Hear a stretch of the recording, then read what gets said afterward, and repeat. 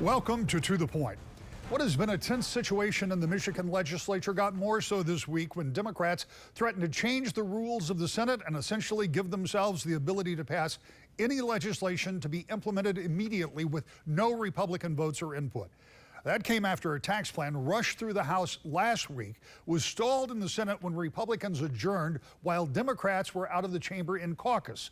The events of this week left the unfinished business of the Democrats' tax plan until Thursday, where it passed on a party line vote but failed to get enough votes to go into effect immediately. What happened next could change the face of the legislative process in the Senate considerably. We talked with Senator Winnie Brinks, the Grand Rapids Democrat in charge of the Senate, and she explained the move. But first, we talked about the tragic shooting on MSU's campus on Monday and what action legislators will try to take to curb gun violence. Senator, let's start with one of those conversations you never want to have, but it came home to roost in Michigan again. And that's the shooting at Michigan State University, particularly close to you because your daughter is going to MSU, and I know that you've been over there. Give me your thoughts on that, and then I want to talk a little bit about what you and other Democrats propose to do. Yeah, it was, of course, just a tragic and heart-wrenching event. And those hours that we really didn't know what was going on, the dozens and dozens of police cars and first responders that were all over campus, and we kept watching those on TV. It was really tough as a parent to watch and to, I felt lucky in the end that my daughter was responding to my texts and my phone calls, that she was in a place that we perceived to be relatively safe. But I kept thinking about all those parents out there who were wondering and the trauma that this causes for all those kids who weren't sure if they were safe. And of course, such a tragic loss for the university community, but really it impacts everybody in our state. There were heartfelt messages in the Senate on Thursday as you all addressed it. And it was in a bipartisan fashion where people from both sides of the aisle expressed their real concern. And if I heard it right, at least it appeared that there was some idea on both sides of the aisle that maybe something could be done. Nobody's signing off on anything completely because you and your party have introduced legislation that would deal with three facets of gun ownership that have been discussed pretty frequently by the governor, yourself, and other colleagues. But those have now been put before the Senate, and I'm just going to make the assumption we'll see some, at least, committee movement on those relatively soon. Yeah, absolutely. And the three items are safe storage of weapons, particularly in households where there are children. The second item would be extreme risk protection orders to keep people safe when they're known to be a danger to themselves or others. And then finally, universal background checks. We know those things are just really broadly popular with constituents of throughout our state in both parties, hunters, non-hunters, gun owners, non-gun owners. The percentages of acceptance and interest in getting those passed is just off the charts. It's like 80% in some cases. And when's the last time you saw something that popular? So we'd really like to see those move. We think that they will make a difference in improving lives, helping keep people safe. And we will start committee hearings on those next week. It is, in my opinion, and you're certainly free to disagree, it is a hard reality when you think about the events of this past Monday to know that there were already laws violated in the commission of those horrible crimes, and that the measures that you're introducing, as you point out, are all things that have been used elsewhere, and there are things that have value to them. But that hard reality is you can't stop all gun violence. Right. And as a mom and as the leader of the state Senate, that's got to be a little bit tough. It is. I think it's tough for anybody who cares about others that are walking around in our communities, right? And that's all of us. We know that there's no one law that's going to address all situations, but we also know that we're not going to give up simply because we can't solve every problem ahead of time. There are things that we can do. We know that they can make a difference.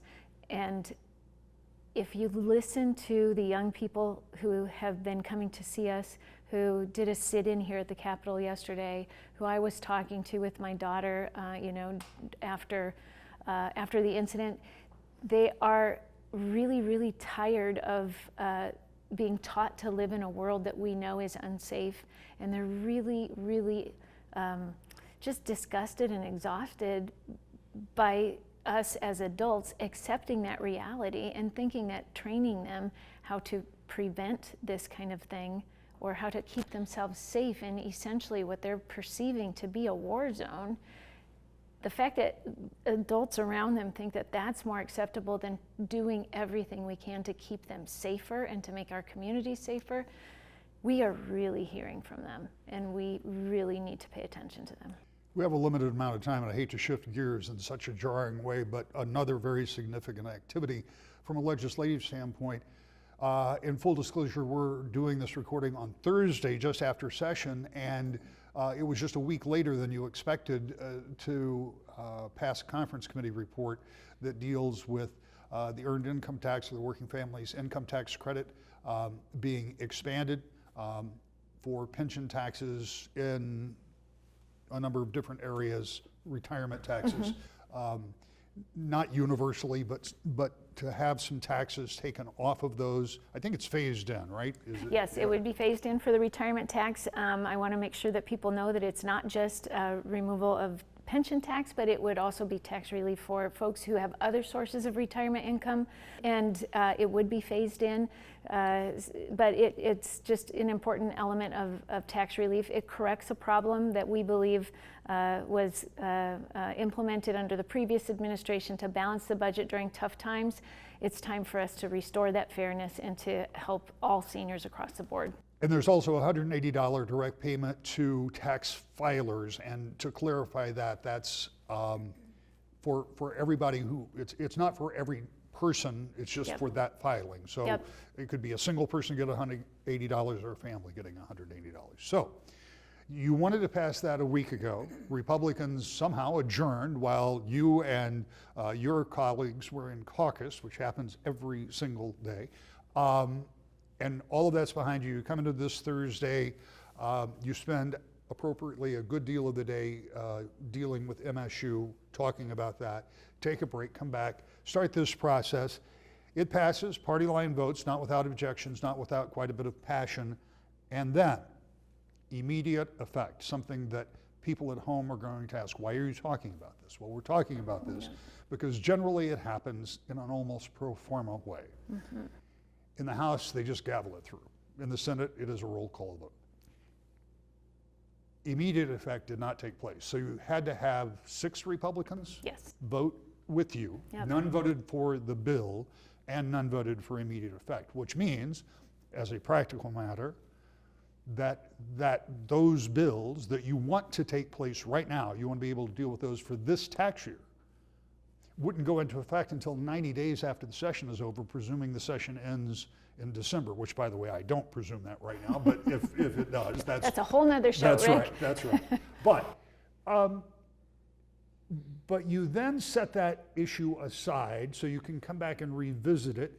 Democrats introduced a resolution that would allow for a rules change. And if I read this right, and again, you'll correct me, that rules change could be that you would not need a vote for immediate effect. Specifically, if I'm reading the tea leaves right, for this conference report, 4001. So to change the rules, we would go through a committee process, and we would contemplate that. I think that we want to move on 4001, regardless of what happens with the rule change. So what we have done is provide the Republicans with another opportunity to affirm that they actually are serious about getting immediate financial relief to families and to seniors and to every household, every filer with that $180 check without immediate effect for this bill, which they could do, rule change or not. It's in their hands right now. They're the only thing standing in the way of that $180 check and that immediate relief for EITC, for instance. So that could happen As soon as Tuesday, the first day we're back. So we may put that up on the board and give them an opportunity to show that they were serious about those commitments to get immediate relief to taxpayers and into households, and to keep that commitment to them. And I certainly hope that that's what they do. From the vote today, it doesn't seem likely, but if they do, if it changes over the weekend, I'm a hopeful person. That would be one outcome.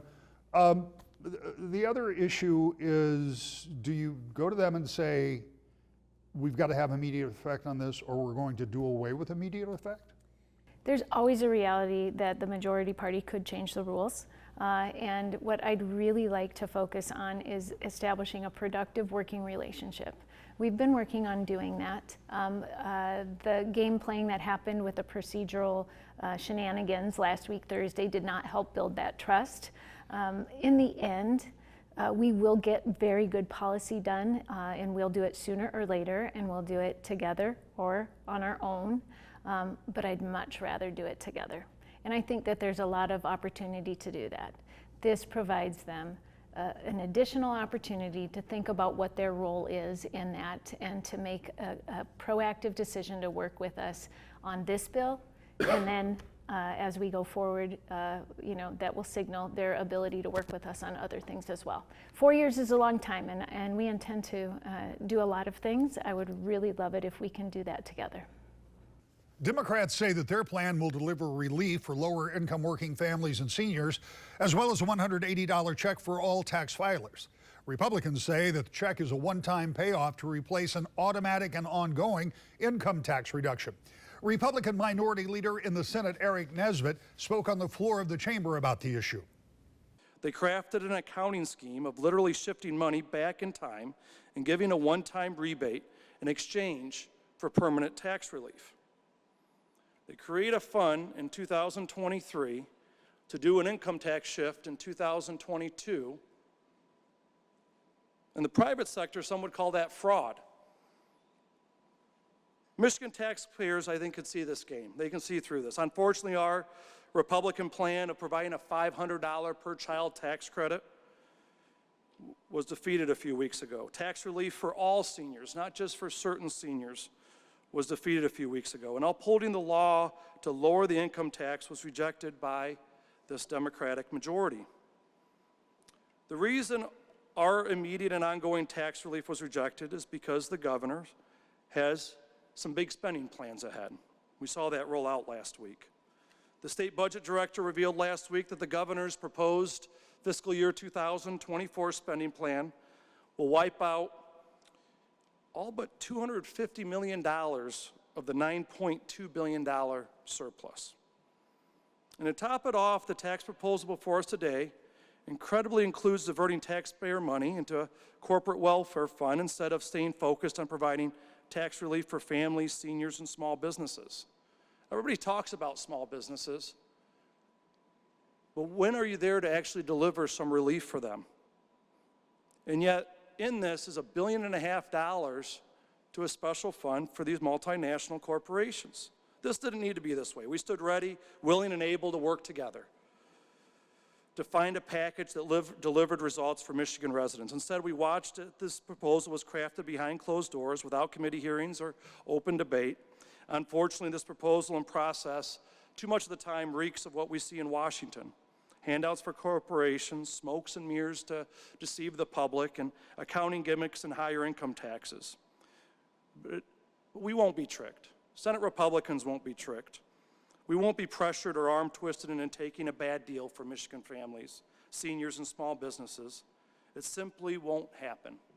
Nesbitt later said in a statement, quote, "You don't punish the opposition and change the rules because you aren't getting your way in pushing higher taxes on Michigan families and small businesses," end quote. What happens next could be a major shakeup in the Senate and will have broad-ranging impact on how business is done in Lansing and how your government operates. When we come back, U.S. Representative Hillary Skolton talks about MSU, UFOs, and working across the aisle. That's next. To the Point. Welcome back to The Point. This week we talked with U.S. Representative Hillary Skolton about violence that erupted on the campus of Michigan State University and that object shot down over Lake Huron and more.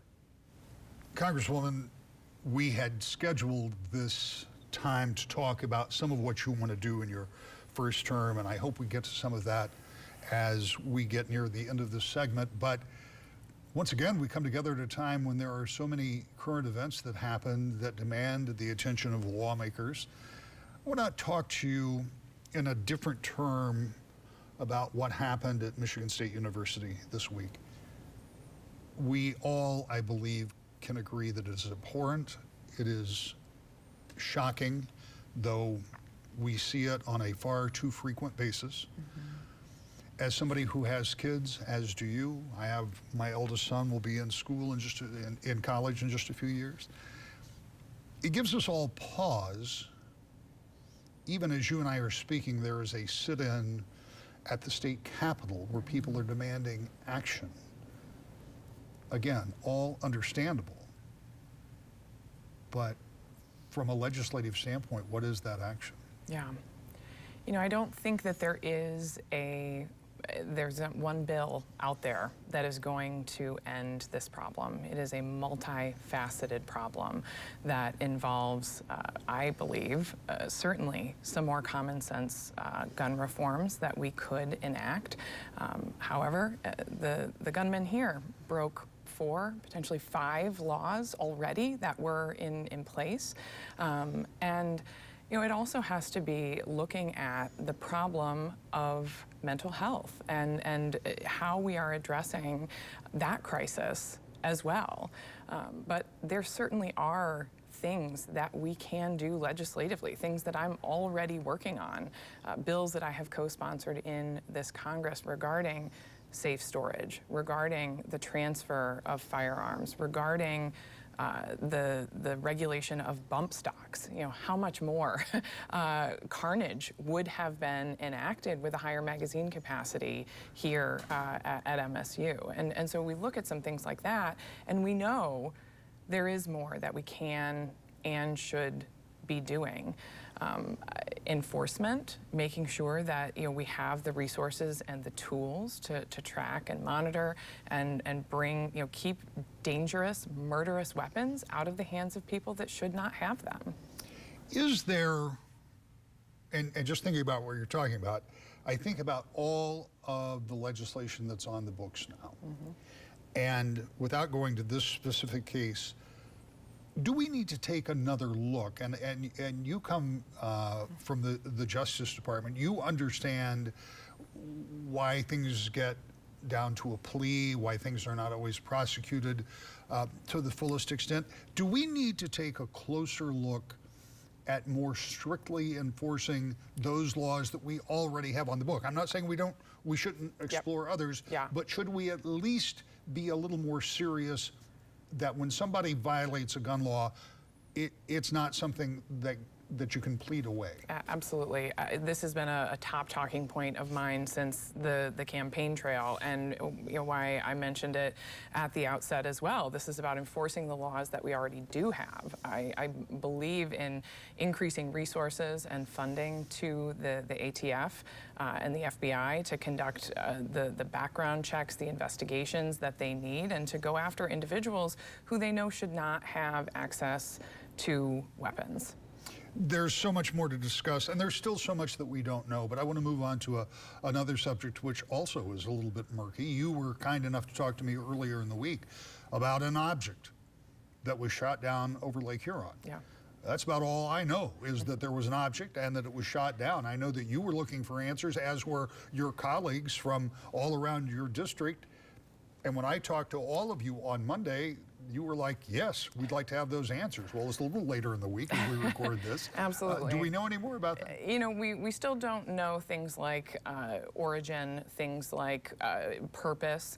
We're working to get those answers. And one thing we do know is that we are going to hold the party accountable for invading our airspace and make sure that we are monitoring these situations more closely going forward. We know that our radar and tracking technology has increased exponentially just even in the last year.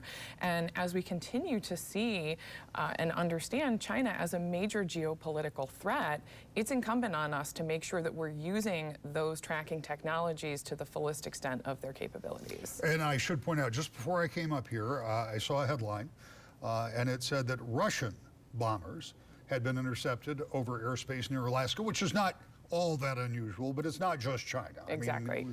And again, we don't know the origin for many of these, but we do know that it was a Chinese balloon previously, and that is what sort of triggered a lot of these conversations and the tracking. So it's certainly not just China, but we have to pay attention regardless of the adversary to who they are, what they're doing, and making sure that we're holding them accountable.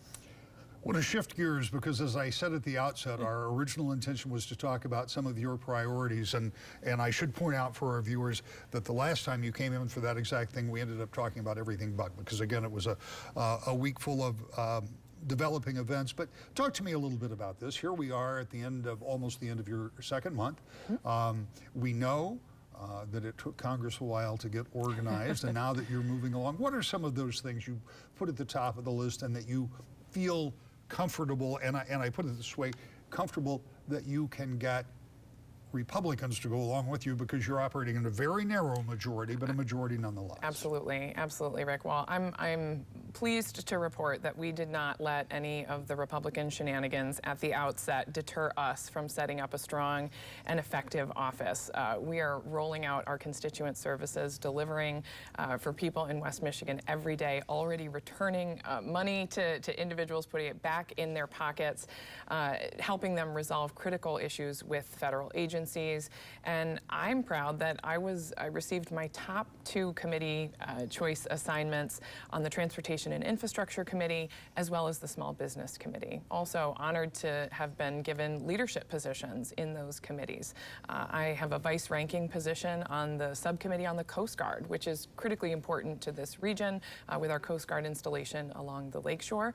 And also, I'm the ranking member on the subcommittee for contracting and infrastructure on the Small Business Committee, really looking to make sure that we're making West Michigan competitive when it comes to advocating for federal contracts, and that we're getting the contracts that we need to move our economy forward here in West Michigan. We've been busy legislating, getting ready to introduce my first bill after we get back after this district work period, and have been splitting my time between Washington and right back here in the district. I'm home now for almost a 3-week stretch, doing just incredible work, meeting with constituents. We're gonna have our first town hall on Saturday, September 25th out in Muskegon, and folks can find out more about that on our website.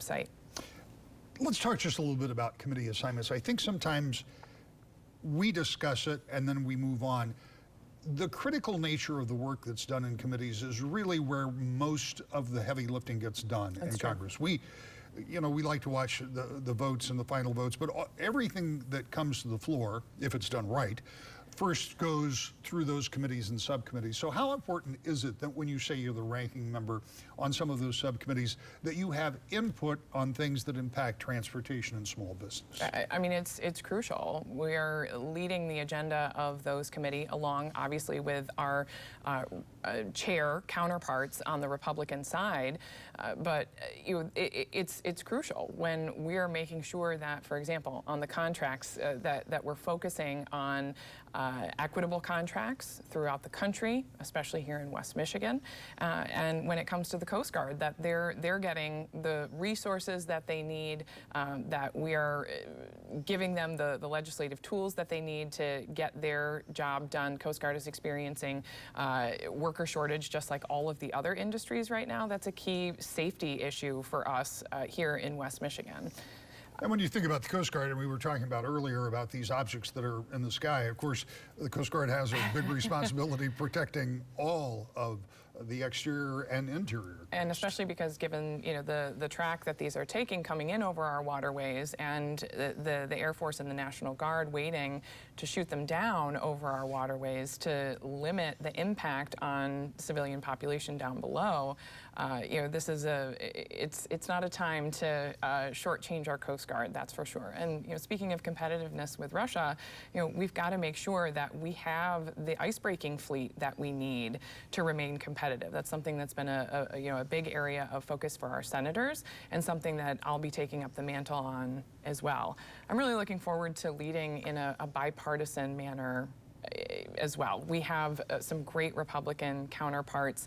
Congressman John James and I sat together at the State of the Union. I literally crossed the aisle and sat on the Republican side as a show of my commitment to working across the aisle to get solutions for people in West Michigan. One of the things that I've noticed over a long tunnel of time is that the delegation from Michigan, and I think it's probably the same in other states, do have the ability to come together and work together on many, many issues. And when you talk about things like Coast Guard, for example, Congressman Heisinger, Congressman Molinar, Congressman Bergman, all have a vested interest in that. So I suspect those are areas where you can get along.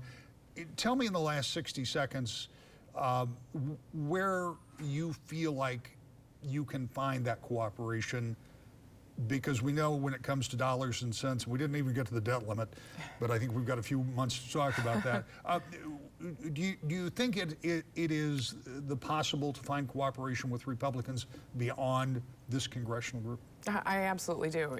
I'm seeing it across the board right now. You know my background and experience in immigration. I'm part of a small subset of individuals in Congress who are working to put forward a bipartisan immigration bill. You know, we're just at the nascent stage of it, but Republican representatives from border states and as well as Florida and New York are individuals who are really ready to put politics aside and focus on a bipartisan bill. I think that's an area people maybe least expected to find common ground right now, but I've already done it. I voted across party lines for the China Commission, a Republican-led idea where we came together and developed this commission to study our relationship with China and our competitiveness there. And we'll see you next week. To the point.